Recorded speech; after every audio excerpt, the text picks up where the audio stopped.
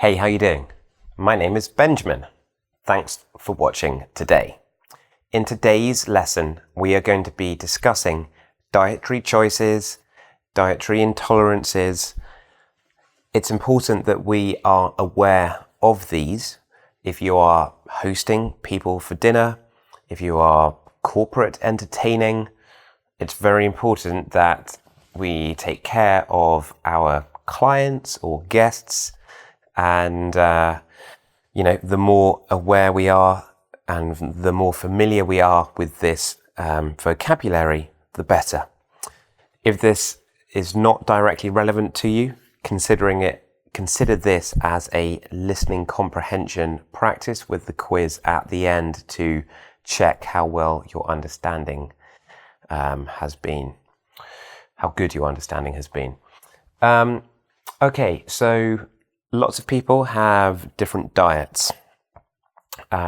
Some of these will be caused by allergies. So people could have, so an allergy is where if you consume this product, then you will have some physical reaction in your body to that being in your body, in your bloodstream. So some people are allergic to cow's milk or eggs or nuts or shellfish, fish with hard shell, wheat, soy or fish. Now you could say I'm allergic to, I'm allergic to, or I have a something allergy, adjective, noun. I have a nut allergy, for example.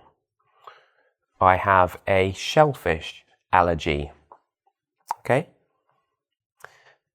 Now, gluten intolerant means that either for health choices or you just feel that your body responds better when you don't have gluten, which is basically anything that has grain in. So examples of grains are here: wheat, rye, barley, oats. Yeah, kind of long crop-like products are not enjoyed by people who are gluten intolerant. So if someone is tolerant, it means they are welcoming and accepting.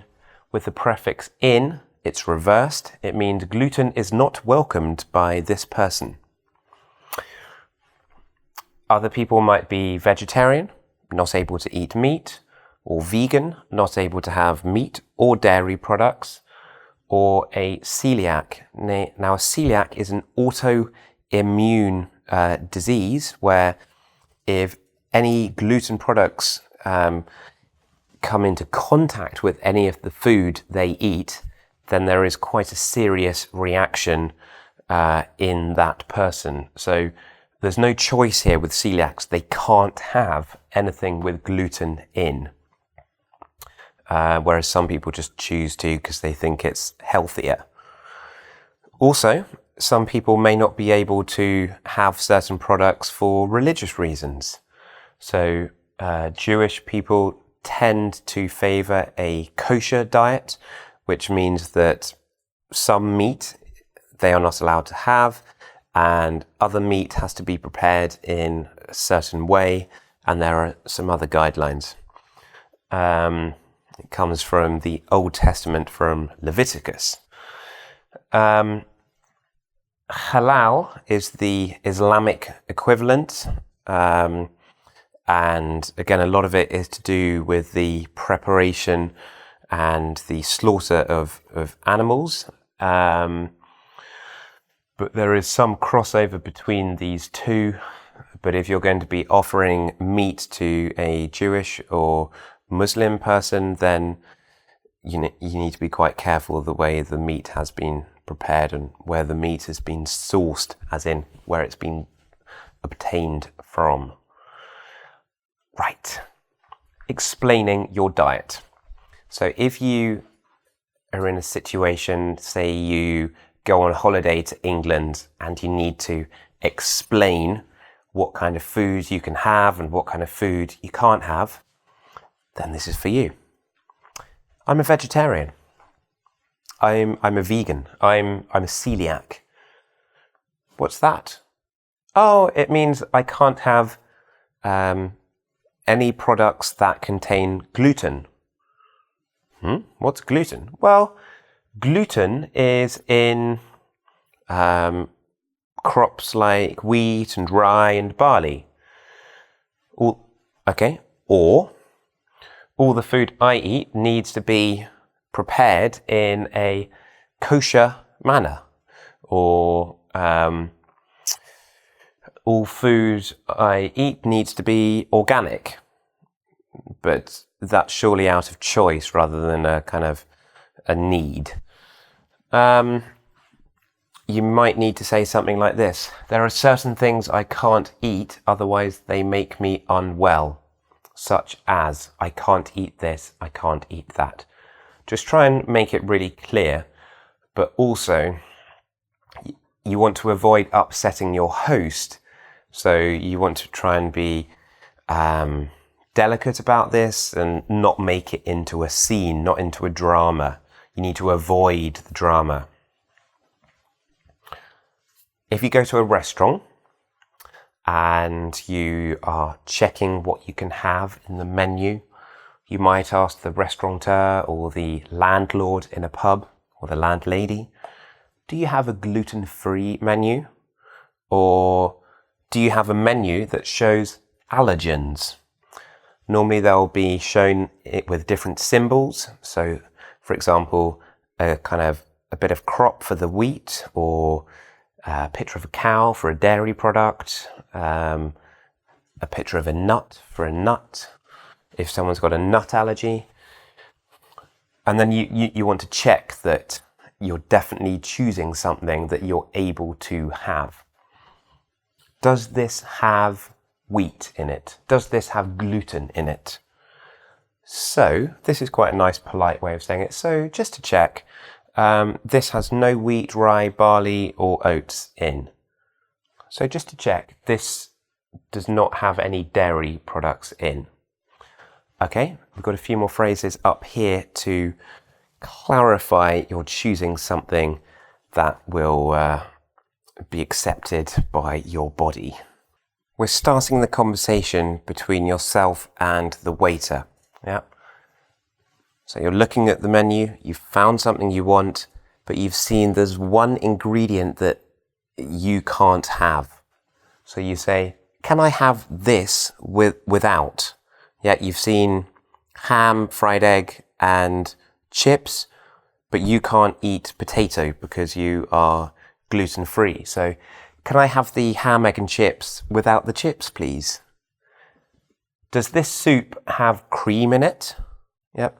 Does this casserole have in it? Yeah, you could replace this noun and this noun with anything, with any other food item. Can you do it without? Can you make the steak without frying it in olive oil? Can you do... So we've got the pronoun it substituting the dish. So what dish do you want? Can you do the lemon sole without the lemon? Wouldn't really be a lemon sole, would it? Okay, can you make this without the? Can you make the pudding without the custard, without the cream, without the ice cream? I'll take the soup without, as in I don't want this bit. I'll take the soup without the bread, please.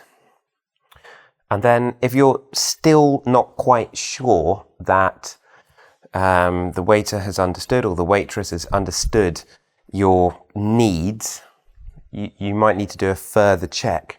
Can you double check this is gluten-free? So if you are celiac, it could be quite serious, or you don't want to be eating something that is against your religious beliefs. Can I speak to the chef personally? Can I speak to the chef? So that will ensure that an answer comes, the right answer. can you show me a list of ingredients, of the ingredients for this, please? Okay, so what do you have now? Well, if we go back to the beginning of the lesson, you've got your different types of diets. So whether it's religious, halal, kosher, whether it's by choice, maybe vegetarian, vegan, whether it's gluten intolerant or celiac, down to the different phrases you can use in the restaurant to ensure that you are eating the right food for you.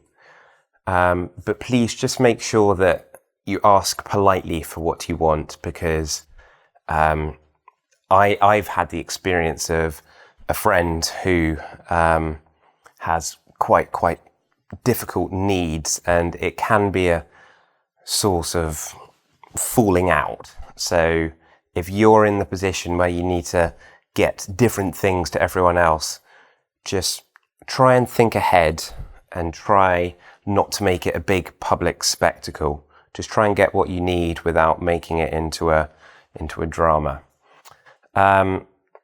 Thank you very much for watching this. I hope it has helped. I hope it's given you, if you do have dietary needs, I hope it's given you what you need in English to be able to get what you want.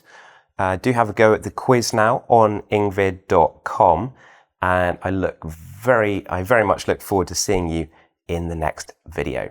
Well done for watching.